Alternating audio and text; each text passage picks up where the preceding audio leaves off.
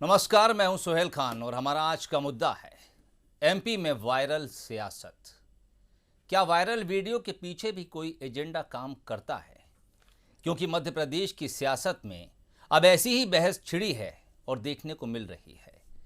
BJP ने कांग्रेस पर आरोप लगाया है कि कानून व्यवस्था पर सवाल उठाने वाले वीडियो जानबूझकर वायरल किए जा रहे हैं।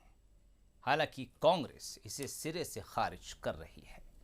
तो क्या वाकई ये वीडियो सियासी दल एक दूसरे पर हमला बोलने के लिए वायरल करते हैं, या फिर हम उस तकनीक का खामियाजा उठा रहे हैं या भुगत रहे हैं जब हमने बिना किसी चेक के हर इंसान के हाथ में एक स्मार्टफोन दे दिया, सस्ता इंटरनेट दे दिया और उसे ये इजाज़त दे दी कि उसके पास जो कुछ आता है, जैसे आता है, चाहे वो उसे समझता है चाहे ना समझता है, लेकिन फॉरवर्ड ज़रूर कर सकता है।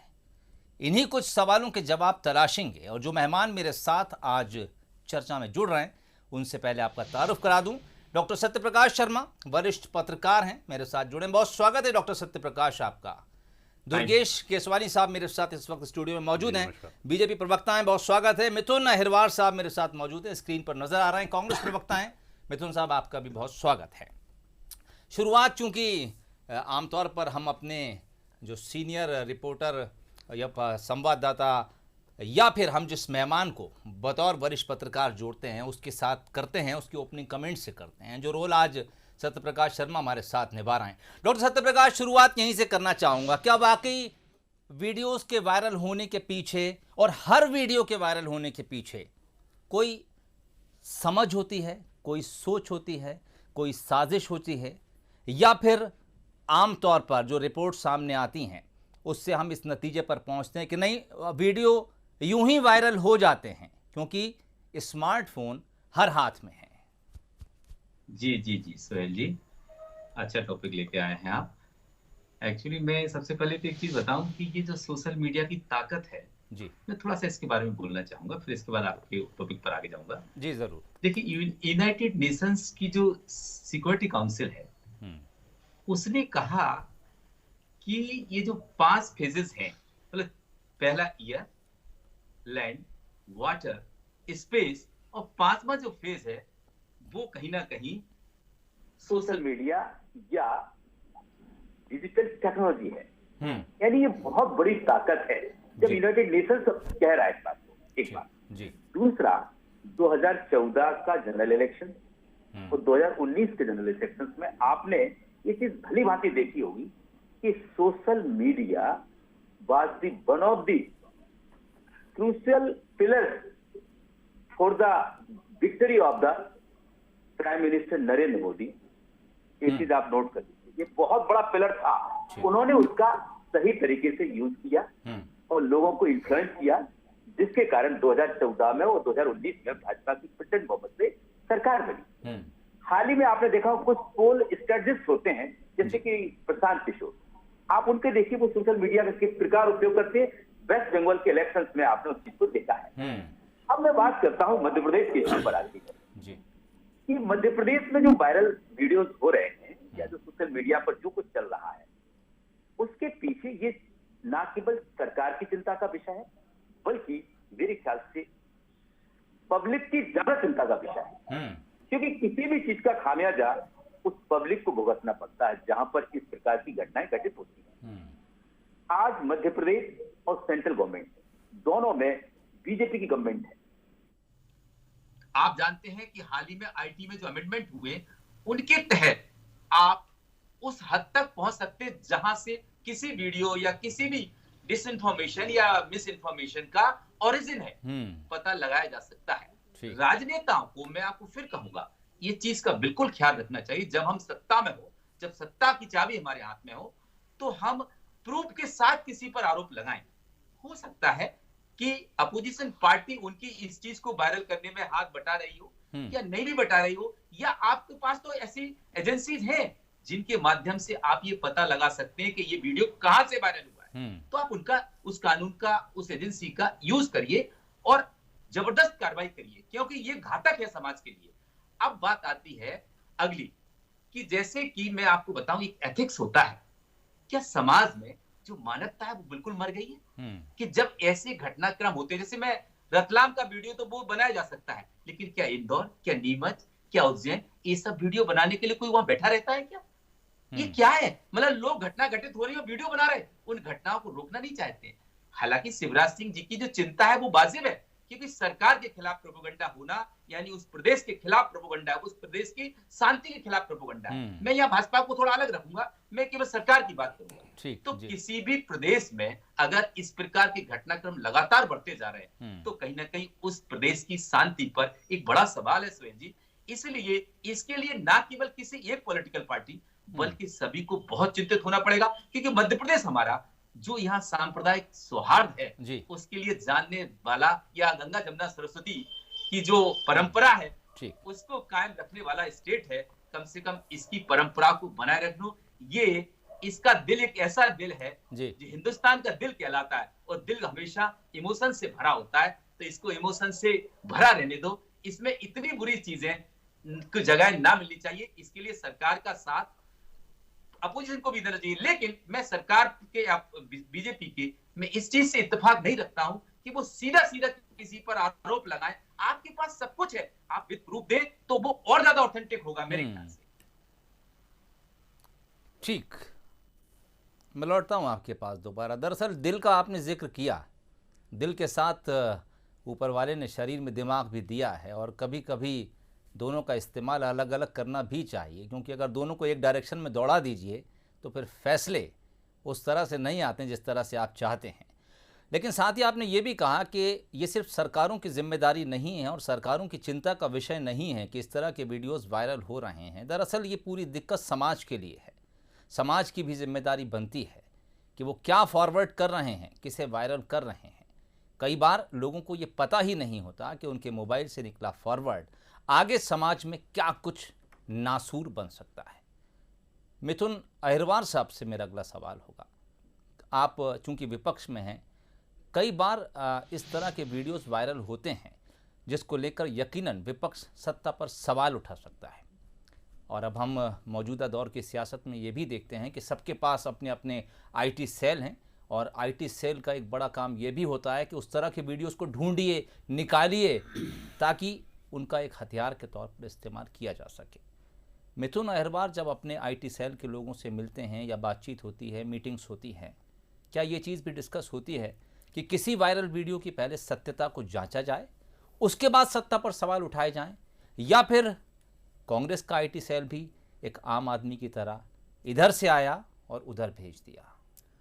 देखिए, दोनों के आईटी सेल में मुख्य रूप से फ़र्क ये है कि कांग्रेस पार्टी दो चीज़ों पर बहुत विशेष ध्यान देती है। पहला ये कि यदि किसी पीड़ित के साथ, किसी विक्टिम के साथ कोई घटना हुई है और उसका वीडियो यदि आ रहा है तो सरकार तक पहुंचाया जाए और सरकार उसकी जांच करके बताए, क्योंकि सक्षम अधिकारी सरकार के ही पास होते हैं। आईटी सेल के आईपी एड्रेसेस को ट्रेस करना, और अब तो पेगासस जैसे सॉफ्टवेयर भी सरकारों के ही पास हैं, तो सरकार बता सकती है कि अमुक वीडियो फेक है या जेन्युइन है। दूसरी हमारी कोशिश ये होती है कि अगर कोई फेक न्यूज़ फैलाई जा रही है तो हम टूल्स को इस्तेमाल करते हैं और उनके बारे में पता लगाते हैं कि कोई अमुक फोटो अगर किसी व्यक्ति ने स्प्रेड किया है तो असली है या फेक है। जैसे आपने देखा होगा, भारतीय जनता पार्टी के जो प्रमुख प्रवक्ता के तौर पर नजर आते हैं संबित पात्रा जी, उनका जो अकाउंट है वो मैनिपुलेटेड मीडिया के लिए फ्लैग हुआ था। मोहन भागवत जी का अकाउंट बंद हुआ था। यहां तक कि हमारे जो केंद्रीय आईटी के मिनिस्टर है रविशंकर प्रसाद जी, उनका अकाउंट भी सस्पेंड हो चुका है फेक न्यूज के मामले में। तो हमारी पार्टी से पूरी जिम्मेदारी के तौर पर यह बात सामने रखी जाती है कि कोई भी फेक वीडियो या कोई भी फेक कॉन्सेप्ट सामने फॉरवर्ड ना किया जा सके। लेकिन अमित शाह जी तो स्वयं मान चुके हैं कि भारतीय जनता पार्टी के पास एक ऐसी शक्ति है जिसके जरिए वे लोग, उनके पास इतने करोड़ व्हाट्सएप ग्रुप्स हैं जिसके जरिए वो फेक न्यूज को भी स्प्रेड कर सकते हैं। ये बात उन्होंने स्वीकार की। हमने कहा कि तथ्य और प्रमाणों पर बात होनी चाहिए। ये जो बातें कही जा रही हैं कि कांग्रेस के लोग ये वीडियोस फैला रहे हैं, मैं कहता हूं कोई भी इन वीडियोस को यदि फैलाता है, यदि आपको ट्रेस करना है, आप आईपी एड्रेस ट्रेस कर लीजिए, आप पहुंच जाएंगे सोर्स तक। लेकिन अगर कांग्रेस के लोग अगर ये वीडियोस को फैला रहे हैं और इनमें अगर किसी को पिटते हुए दिखाया जा रहा है, किसी के साथ अन्याय होता हुआ दिखाया जा रहा है, तो आपको उसकी एक मदद माननी चाहिए सरकार के तरफ कि सरकार जिन चीजों को नहीं देख पा रही है, लोग उसको शूट करके आपके पास भेज रहे हैं कि इनके ऊपर आप कार्रवाई करिए। यदि आप इसके ऊपर कार्रवाई करते हैं तो उस वीडियो का वायरल होना कहीं ना कहीं सार्थक हो जाएगा। लेकिन वो लोग जो एफबीआई में फ्यूजिटिव रहे व्यक्ति को अपने आईटी सेल का प्रदेश अध्यक्ष बनाते हैं, वो व्यक्ति जिसने 18 बार कम से कम फेक न्यूज स्प्रेड की, ऐसे अमित मालवीय जी को अपने आईटी सेल का हेड बना के रखा है, वो प्रधानमंत्री जो ट्रोल्स को फॉलो करते हैं, ऐसे लोगों के हाथ में जब आईटी सेल आता है तो कोई हैरत की बात नहीं होती कि इनके आईटी मंत्री का ही ट्विटर अकाउंट ब्लॉक हो जाता है। ये चीजें हुई है। साथ ही साथ मैं कहना चाहूंगा कि जो अपराधियों को प्रश्रय देने की बात है, आपने देखा होगा टिंकल डागोर के मामले में इनके जो व्यक्ति हैं, इनका जो पदाधिकारी है उसको पकड़ा गया। आज जो टीटी नगर थाने में अपराधी का केक कटा है वो इनका पदाधिकारी है। आप देखेंगे कि कुछ दिनों पहले शराब के मामले में जो पकड़ा गया था वो इनका पदाधिकारी। हर जगह यदि इनके अपराधियों को, इनके पदाधिकारियों को पकड़ा जा रहा है तो इसके लिए आप कांग्रेस को कैसे जिम्मेदार ठहरा सकते हैं? जिम्मेदारी आपकी है सर। गृह मंत्री जी बहुत एक्टिवली रोजाना कांग्रेस पर आरोप लगाते हैं। थोड़ा सा समय निकाल करके ये अपराधियों को यदि ट्रेस करने में लगाएंगे तो आप ज्यादा बेहतर काम इस प्रदेश के गृह मंत्री के तौर पर कर पाएंगे। हमारे लोग हो चाहे आपके लोग हो, जिम्मेदारी आपकी है कार्रवाई करने की। आप कार्रवाई करिए और कार्रवाई के आधार पर लोगों के सामने तथ्य और प्रमाण रखिए। दरअसल कुछ वीडियोस जब वायरल किए जाते हैं या होते हैं, वो तस्वीरें तो वायरल होती ही हैं, लेकिन उनके साथ जो टैगलाइन जोड़ी जाती है कई बार वो जहर का काम कर जाती है। कई बार वो टैगलाइन इस तरह से भी लिखी जाती है कि वो ख़ास मुद्दे से भटकाकर इस पूरे मामले को किसी और तरफ या कोई और रुख दे देती है। दुर्गेश केसवानी साहब मेरे साथ जुड़े हुए हैं और अब तक पूरी चर्चा को बड़ी तल्लीनता और खामोशी के साथ सुन रहे थे। दुर्गेश साहब, सत्ता आपके हाथ में है और यकीनन विपक्ष का काम हमला करना ही है। एजेंसीज का जिक्र किया, डॉक्टर सत्यप्रकाश ने भी किया और मिथुन साहब ने भी किया। एजेंसीज हमेशा सरकार के साथ रहती हैं। किस तरह से जांच होती है और जड़ तक पहुंचने की कोशिश की जाती है? क्योंकि जो लोग अगर गलत तरीके के वायरल वीडियोस कर रहे हैं तो यकीनन ये कानून का उल्लंघन है और ऐसे लोगों को सज़ा दिलाना भी सरकार की जिम्मेदारी है। देखिए सोहेल जी, मध्य प्रदेश शांति का टापू था, है और रहेगा। जो लोग भी साजिश कर रहे हैं, जो भी षड्यंत्र कर रहे हैं, उनको कहीं से लेकर कहीं तक बख्शा नहीं जाएगा जी। आपने पूर्व में भी देखा। मैं सिलसिलेवार बिल्कुल बात करते जा रहे हैं अपन। सबसे पहले घटना जो घटी उज्जैन में घटी। उज्जैन में देश विरोधी नारे लगाए गए। देश विरोधी नारे लगते हैं और दिग्विजय सिंह जी का बयान आता है कि वो कादी साहब जिंदाबाद कर रहे हैं। अरे कहीं तान में बलूचिस्तान होता, कहीं अफगानिस्तान होता, कहीं तुर्किस्तान होता, कहीं तो तान होता उसको, पर वो जस्टिफाई करने लग गए कि कादी साहब जिंदाबाद के नारे लगे। देश से के खिलाफ अगर आप खड़े होगे तो किसी को भी बख्शा नहीं जाएगा। और उस वही कार्रवाई वहाँ पे हुई। वहाँ पे जो फन फैलाकर जो अपराधी और जो इस तरह के लोग थे उनको कुचला गया, उनकी प्रॉपर्टीज तक डिमोलिश की गई। सरकार के जो दायरे में था वो सब काम किए। अब आप आ जाइए इंदौर, जो आज का विषय है। मैं विषय से बिल्कुल भटक के कहीं नहीं जाऊंगा, उसी विषय पे ही आपसे सोहेल जी बात करूंगा। बिल्कुल। इंदौर में एक चूड़े वाले की पिटाई होती है। उस वीडियो के आधार पर सबसे पहले कार्रवाई जो पिटाई करते हैं उनके ऊपर होती है जी। और उस चूड़ी वाले के जो पक्ष में लोग खड़े होते हैं, अल्तमस नाम के लोग, जिनका रिश्ता पाकिस्तान से भी निकलता है, वो तालिबानी मानसिकता के भी समर्थक हैं वो, और AICC एक उसको चूड़ी वाले को वकील मुहैया कराती है। वो वकील उनकी पैरवी करने के लिए दिल्ली से इंदौर उस चूड़ी वाले के लिए आता है जी। तो कहीं ना कहीं इन बातों को हमेशा बल मिलता है कि हर साजिश के पीछे कहीं ना कहीं जो कांग्रेस की सबसे बड़ी चाह है कि कैसे भी करके एन केन प्रकरण कैसे भी करके सत्ता पे काबिज रहना। सत्ता जब चली जाती है तो उसके बाद ये इस तरह की छटपटाहट से कोई भी काम करने से ये लोग बाज नहीं आते। माननीय प्रदेश अध्यक्ष जी ने स्पष्ट चेताया कि हर घटना के पीछे क्यों इनके षड्यंत्र निकलते हैं, 1 2 3 कैसे फिजा मध्य प्रदेश की खराब करने के लिए। और फिर कल रतलाम का एक वीडियो वायरल होता है, उसमें कांग्रेस के लोग सब एक ही सुर में लेके बोलते हैं कि भाजपा के नेता, जबकि वो कांग्रेस की पार्षद है, उसका बेटा वहाँ का जिला अध्यक्ष है कांग्रेस का।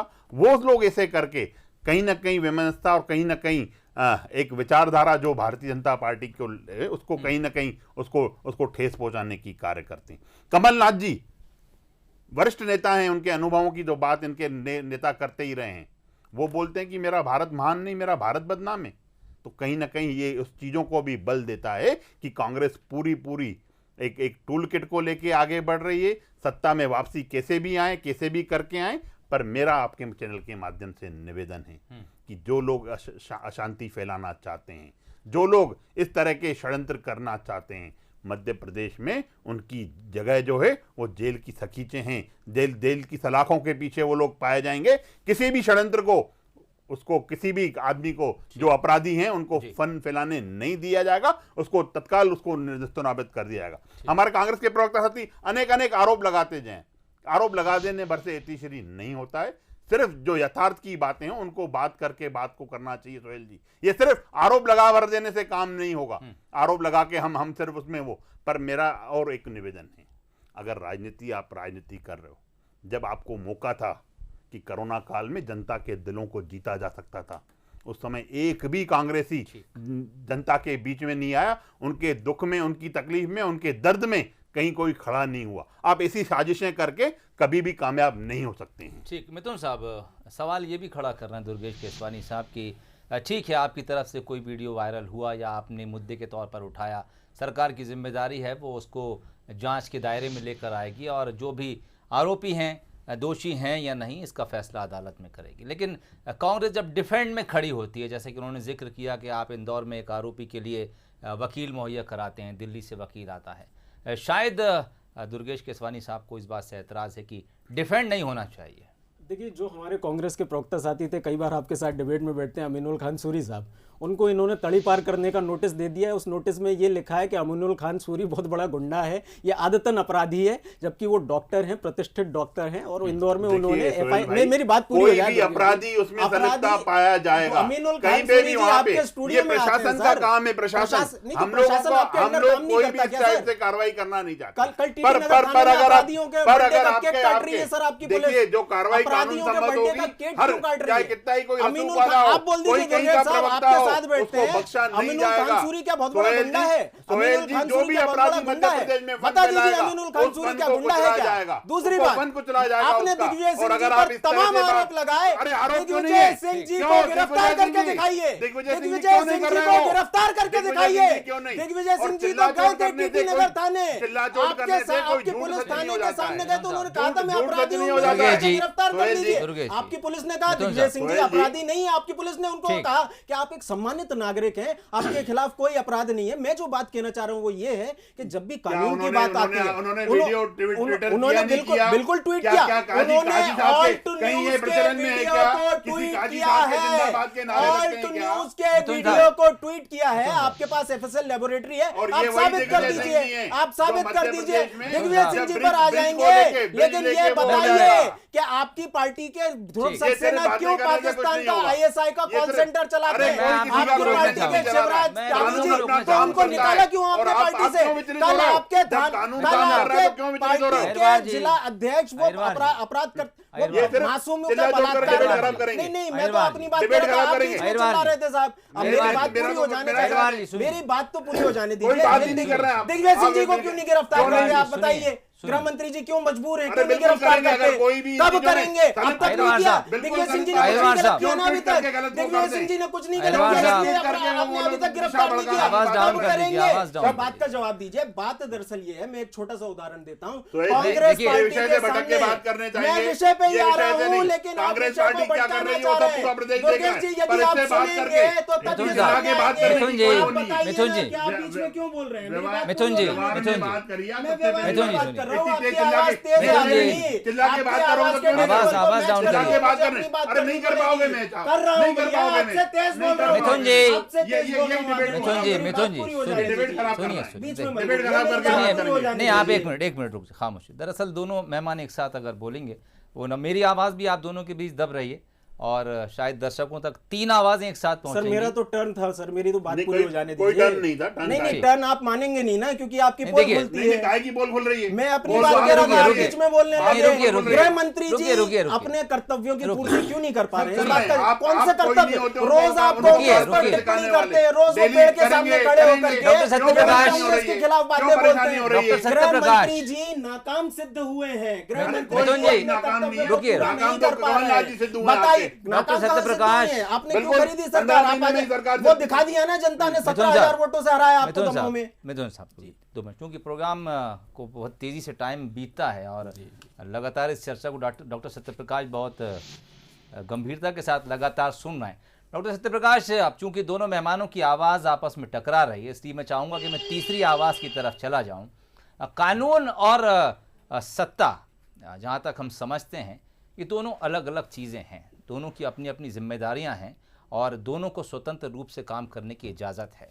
इस तरह के कुछ मामले जब सामने आते हैं तो शायद राजनीतिक दलों को इससे अपने आप को दूर रखना चाहिए। मामला किसी के हाथ लगता है, कानून तक पहुंचाने की जिम्मेदारी है, लेकिन उसके बाद एक स्वतंत्र जांच और एक स्वतंत्र फैसला कानून के दायरे से आना चाहिए। जी जी जी सुहेल जी, बिल्कुल आप सही कह रहे हैं जी। मैं एक चीज से तो इत्तेफाक रखता हूं कि अपोजिशन का धर्म है, अगर कुछ गलत हो रहा है जी। उसको सरकार की नजर में लाना। ठीक। लेकिन मुझे इस बात से बड़ा आश्चर्य है कि कोई घटना घटित हो रही है, कोई व्यक्ति पिट रहा है, कोई व्यक्ति के साथ क्रूर हरकत हो रही है, उस समय लोग वीडियो बनाते हैं। ये क्या भारत के मानव की ये पहचान है? चाहे वो किसी भी पार्टी के हो। मेरे ख्याल से किसी भी राजनीतिक दल के लोग ऐसे तो नहीं हो सकते, वो लोग ही बहुत गंदे हैं।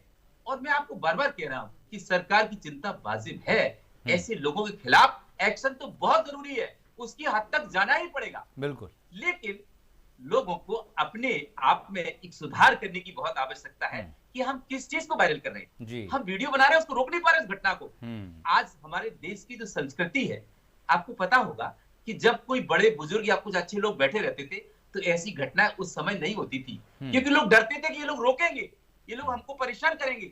ऐसा नहीं है कि अपराधी को रोका नहीं जा सकता हो। जब कोई 10 लोग एक व्यक्ति को मार रहे हो तो वहां पर आप 10 लोग और भी हो सकते हैं। आप वीडियो बनाने की अपेक्षा वहां तुरंत पुलिस को कॉल करें, उसको बुलाएं, पुलिस को इमीडिएट वहां रोके, पर वीडियो बनाते रहे उसको पिटते हुए।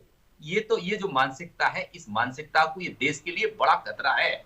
अब रही बात सोशल मीडिया आज की डेट में सबसे बड़ा प्लेटफॉर्म बन चुका है पॉलिटिकल पार्टीज के लिए लड़ाई लड़ने के लिए।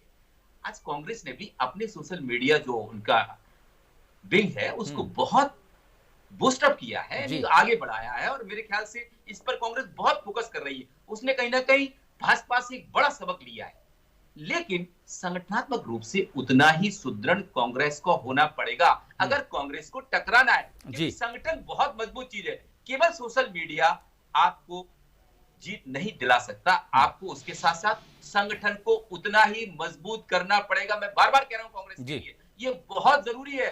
भाजपा से कुछ सीखना पड़ेगा।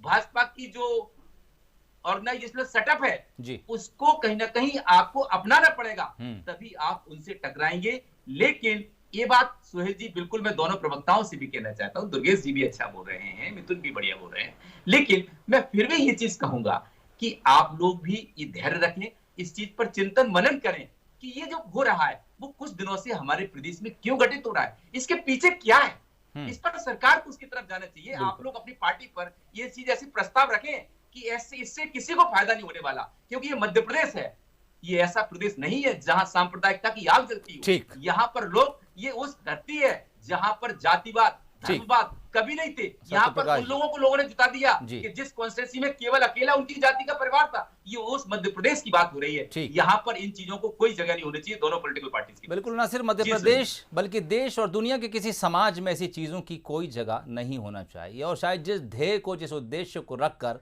सोशल मीडिया शब्द जिसने डिजाइन किया होगा वो इसीलिए कि समाज को जोड़ने के काम आए, लेकिन फिल वक्त हम ऐसा देख रहे हैं कि सोशल मीडिया समाज को तोड़ने का काम कर रहा है। ऐसे में आपकी, हमारी और सबकी जिम्मेदारी हो जाती है कि इस तरह की हरकतों को रोकने की कोशिश की जाए। जहां तक संभव हो हाथ से हाथ मिलाइए मजबूती के लिए, ताकि प्रदेश मजबूत हो, देश मजबूत हो और इस दुनिया में रहने वाला समाज मजबूत हो। फिलहाल आप तीनों मेहमानों का बहुत शुक्रिया हमसे जुड़ने के लिए, आज का मुद्दा में शामिल होने के लिए। फिलहाल दीजिए इजाज़त, नमस्कार।